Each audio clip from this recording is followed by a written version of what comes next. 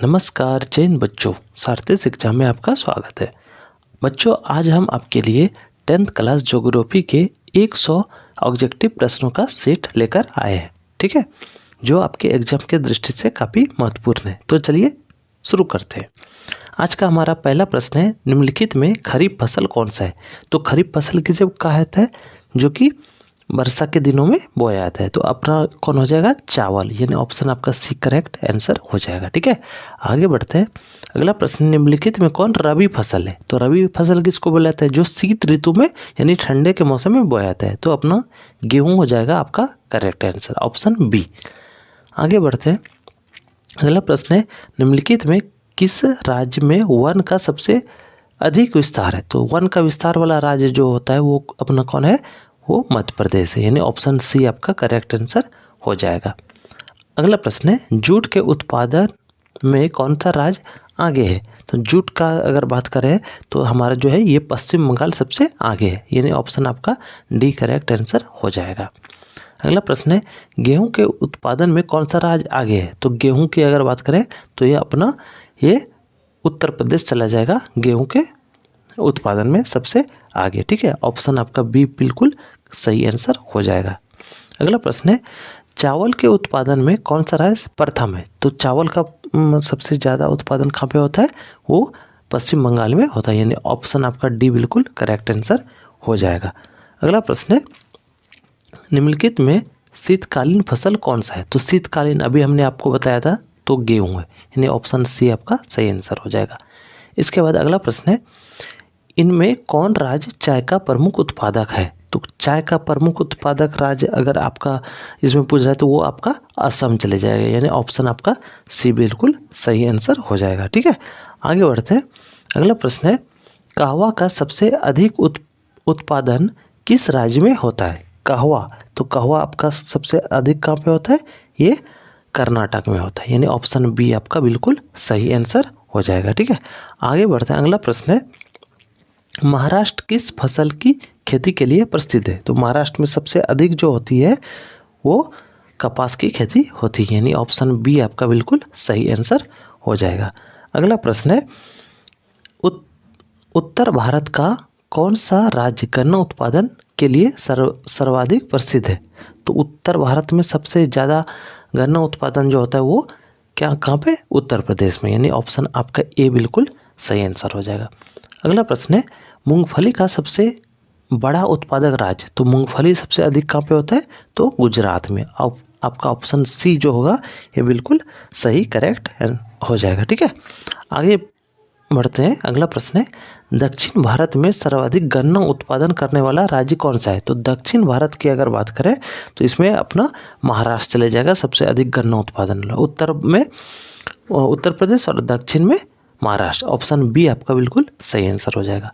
अगला प्रश्न है, भारत की कितनी आबादी कृषि कार्यों से जुड़ी हुई? तो भारत की लगभग 2/3 आबादी, यानी ऑप्शन आपका बी जो है वो कृषि से जुड़ी हुई है। आगे बढ़ते हैं। अगला प्रश्न है, इनमें कौन कृषि को प्रभावित करने वाला कारक नहीं है? देखिए, कारक नहीं की अगर बात करी जाए तो आपका कृषि को प्रभावित नमी भी करता है, तापमान भी और मृदा भी, यानी आपका ऑप्शन सी जो होगा वो बिल्कुल सही हो जाएगा, ये कारक नहीं है। ठीक है, आगे बढ़ते हैं। पौधे के अंकुरन के लिए कम से कम कितना तापमान होना चाहिए? देखिए, बीज जो किसान लोग लगाते हैं जमीन में, तो उसके कम से कम उसको 6 डिग्री का तापमान चाहिए, तभी वो उससे अंकुरन होगा। ठीक है, यानी ऑप्शन आपका डी बिल्कुल करेक्ट आंसर हो जाएगा। अगला प्रश्न है, रबड़ की खेती भारत के किस राज्यों में होती है? तो रबड़ की खेती अगर बात करी जाए तो ये अपना केरल राज्य में होती है, यानी ऑप्शन आपका ए बिल्कुल सही आंसर हो जाएगा। अगला प्रश्न है, पूर्वोत्तर राज्यों में स्थानांतरित कृषि को किस नाम से जाना जाता है? तो पूर्वोत्तर राज्यों में स्थानांतरित कृषि को दहिया के नाम से जाना जाता है, सॉरी झूम खेती के नाम से जाना जाता है। ठीक है, आपको इसमें से क्या हो जाएगा? आपका झूम खेती, ऑप्शन बी आपका बिल्कुल सही आंसर हो जाएगा। अगला प्रश्न है, झारखंड में स्थानांतरित कृषि को कहा जाता है? तो झारखंड में इसी स्थानांतरित कृषि को क्या कहा जाता है? कुरुआ, यानी कुरुआ के नाम से जाना जाता है, ऑप्शन आपका सी बिल्कुल सही आंसर हो जाएगा। अगला प्रश्न है, भारत में शुद्ध बोई गई भूमि कितना हेक्टेयर है, यानी प्योर रूप से अगर बोया गया भूमि जिस पे कृषि होती है वो कितना है, तो वो लगभग 14 करोड़ हेक्टेयर है, यानी ऑप्शन आपका सी बिल्कुल सही आंसर हो जाएगा। आगे बढ़ते हैं, पंजाब की कितने प्रतिशत भूमि कर्षित भूमि है, तो पंजाब की जो है ये लगभग 84% भूमि जो है वो कर्षित भूमि के रूप में है, यानी ऑप्शन आपका बी बिल्कुल सही आंसर हो जाएगा। अगला प्रश्न है, निम्नलिखित में कौन खरीफ फसल नहीं है, तो खरीफ फसल नहीं की बात करी जाए तो आपका इसमें कौन सा हो जाएगा, गेहूं। गेहूं क्योंकि रबी फसल है, यानी आपका ऑप्शन बी बिल्कुल सही आंसर हो जाएगा। ठीक है, आगे बढ़ते हैं, निम्नलिखित में कौन रबी फसल नहीं है। अब रबी फसल की बात नहीं की बात करी जाए, यानी खरीफ फसल पूछा जा रहा है आपको, तो आपको यानी आपका आंसर सही चले जाएगा मकई के साथ।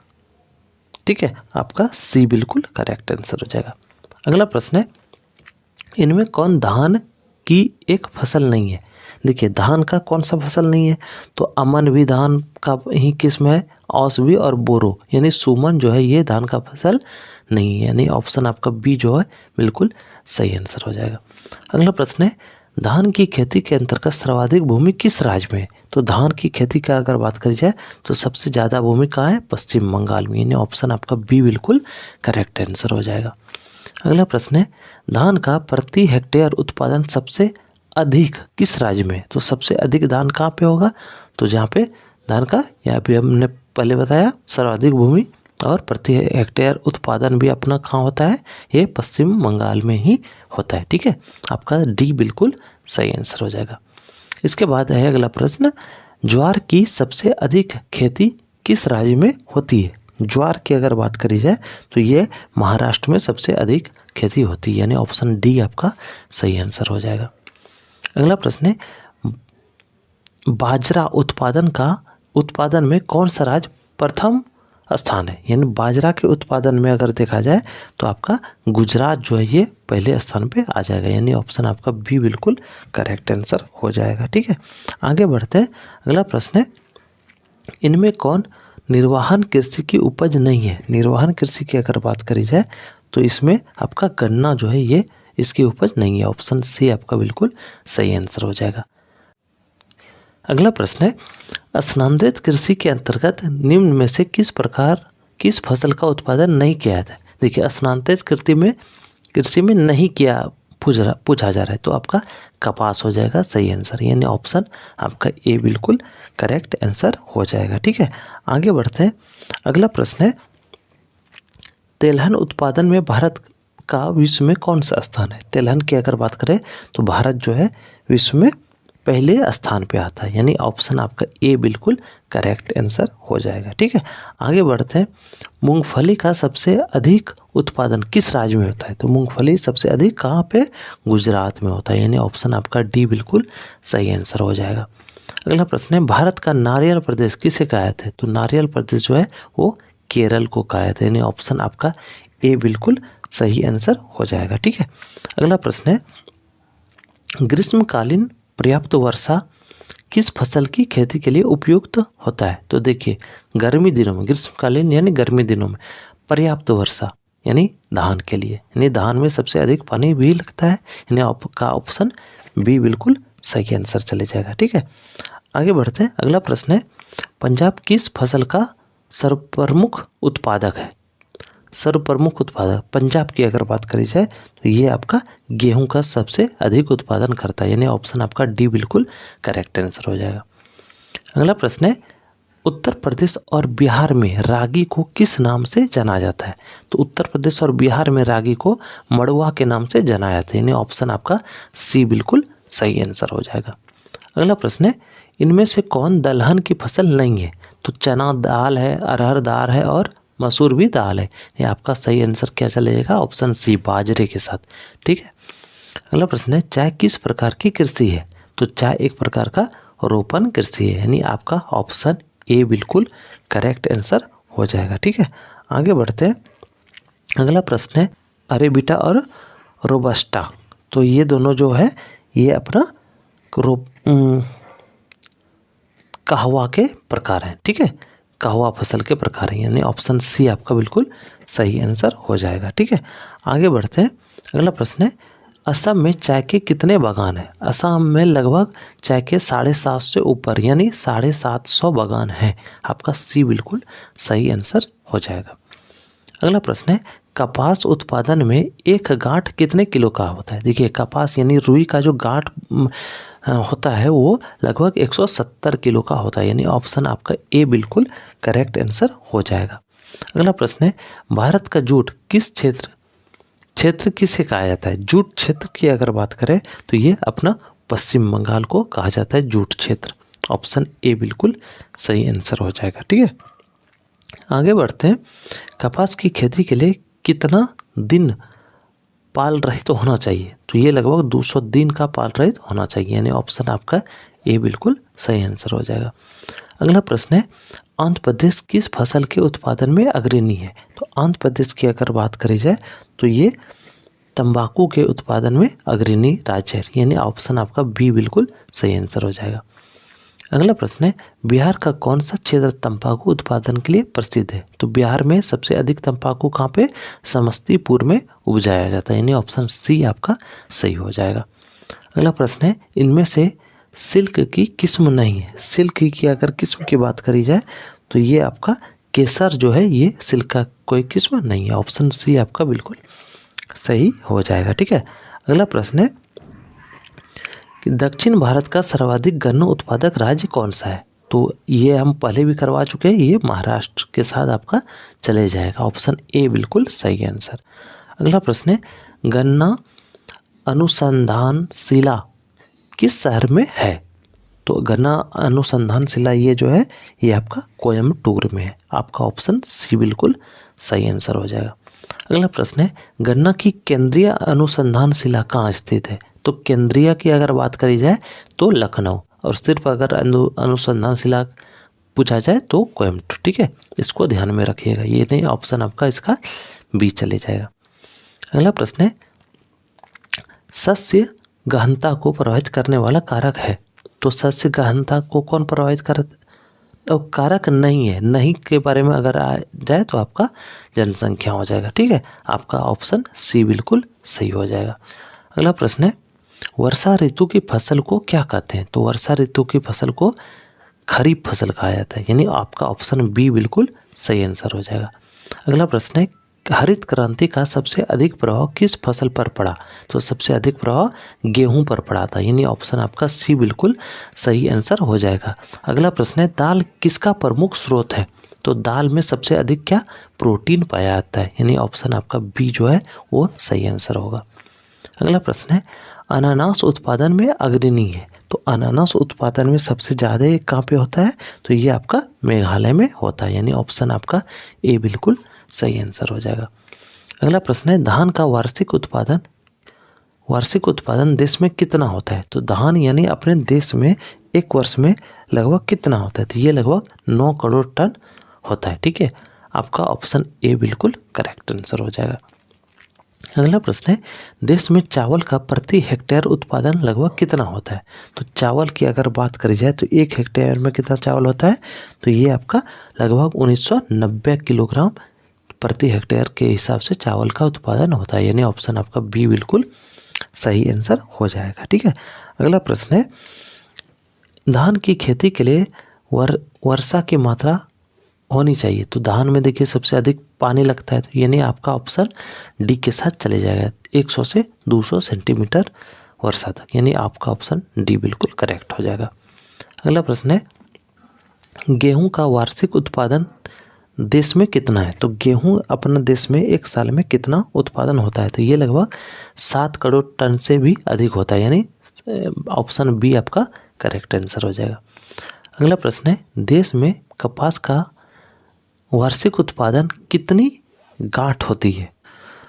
देश में कपास का वार्षिक उत्पादन की अगर बात करी जाए तो ये आपका लगभग 185 लाख गांठ होता है, यानी ऑप्शन आपका बी डी बिल्कुल सही आंसर हो जाएगा।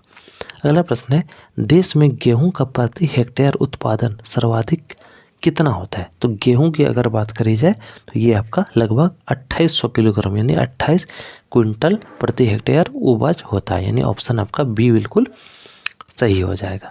अगला प्रश्न है गेहूं का प्रति हेक्टेयर उत्पादन देश में कितना होता है।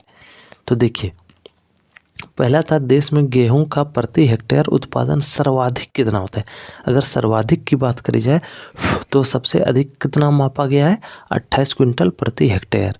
और अगर औसत की बात करी जाए तो इसमें आपका सही आंसर चले जाएगा ऑप्शन सी के साथ, यानी 2750 किलोग्राम प्रति हेक्टेयर, यानी ऑप्शन सी आपका सही आंसर हो जाएगा। अगला प्रश्न है कॉफी के पौधे की ऊंचाई कितनी होती है। तो कॉफी के पौधे की ऊंचाई जो होती है वो लगभग 3 से 6 मीटर की होती है, यानी ऑप्शन आपका बी बिल्कुल हो जाएगा सही आंसर। ठीक है, आगे बढ़ते हैं। अगला प्रश्न है पकते समय गेहूं की फसल के लिए आदर्श तापमान कितना होना चाहिए। तो पकते समय की अगर बात करी जाए तो ये 21 से 26 डिग्री सेल्सियस का होना चाहिए, यानी ऑप्शन डी आपका बिल्कुल सही आंसर हो जाएगा। ठीक है, आगे बढ़ते हैं।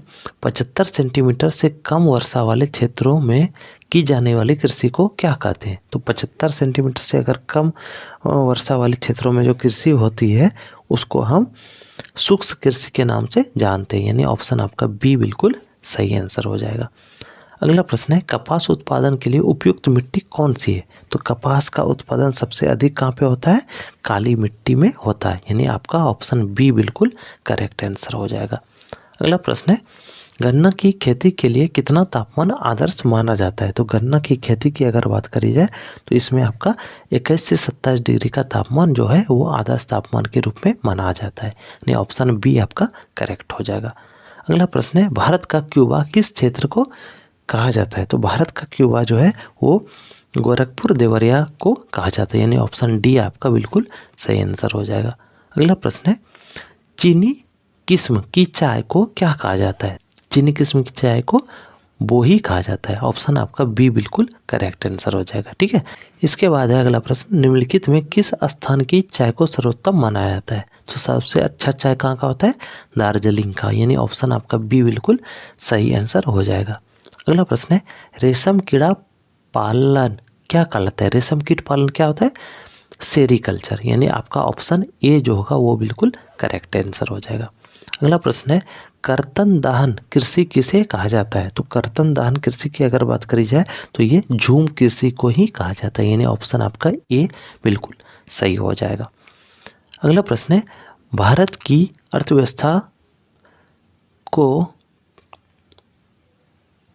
देखिए यहाँ पे प्रश्न थोड़ा सा टाइपिंग में मिस्टेक हुआ है। भारत की अर्थव्यवस्था का मुख्य आधार क्या है। तो मुख्य आधार की अगर बात करी जाए तो ये आपका कृषि हो जाएगा, यानी ऑप्शन आपका ए बिल्कुल सही आंसर हो जाएगा। अगला प्रश्न है भारत में किस प्रकार की कार्य की प्रधानता है। तो भारत में जो है जीवन निर्वाह कृषि कार्य की प्रधानता, यानी ऑप्शन आपका ए बिल्कुल सही हो जाएगा। अगला प्रश्न है गंगा मैदान में मिट्टी की औसत गहराई कितनी होती है। तो ये 2000 से 3000 मीटर की गहराई होती है, यानी ऑप्शन आपका बी बिल्कुल सही आंसर हो जाएगा। अगला प्रश्न है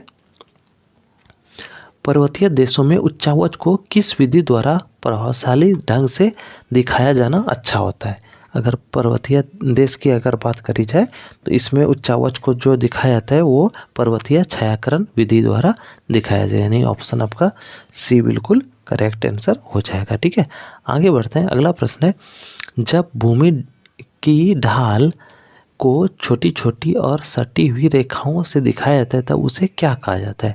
तो उसे हैस्यूर विधि कहा जाता है, यानी ऑप्शन आपका सी बिल्कुल करेक्ट आंसर हो जाएगा। ठीक, चलिए अगला प्रश्न है कौन सी विधि उच्चावच प्रदर्शन की विधि नहीं है।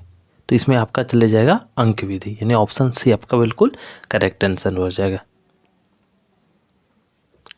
अगला प्रश्न देखते हैं इनमें कौन सी नदी सालों भर जलापूर्ति नहीं रहती, यानी जलपूरित नहीं, कौन सी नदी में सालों भर जल नहीं रहता है। तो गंडक बागमती महानदी इसमें सालों भर जल रहता है, लेकिन चीर में सालों भर जल नहीं रहता, यानी ऑप्शन आपका डी बिल्कुल करेक्ट आंसर हो जाएगा। ठीक है, आगे बढ़ते हैं बिहार की कौन फसल साल भर में तैयार होती है। तो बिहार में गन्ना जो है ये साल भर में तैयार होने वाली फसल है, यानी ऑप्शन सी आपका बिल्कुल सही आंसर चले जाएगा।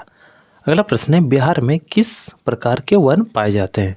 तो बिहार में पतझड़ वन पाए जाते हैं, यानी ऑप्शन सी आपका बिल्कुल करेक्ट आंसर हो जाएगा। अगला प्रश्न है, बिहार की फसल सघनता कितनी है? तो बिहार की जो फसल सघनता है वो 2.06 है, यानी ऑप्शन डी आपका बिल्कुल सही आंसर चले जाएगा। ठीक है, आगे बढ़ते हैं। अगला प्रश्न है, बिहार में बहुफसली भूमि का प्रतिशत कितना है? बहुफसली जिसमें ऐसी भूमि जिसमें एक से अधिक प्रकार के फसल को लगाया जा सकता है, तो ऐसे प्रतिशत कितना है? 62.65%, यानी ऑप्शन बी आपका बिल्कुल सही आंसर हो जाएगा। देखिए अगला प्रश्न है, इनमें कौन रबी फसल है? तो रबी फसल क्या होता है? जो ठंडे दिनों में बोया जाता है, तो ये आपका जौ के साथ चले जाएगा, ऑप्शन सी बिल्कुल सही आंसर।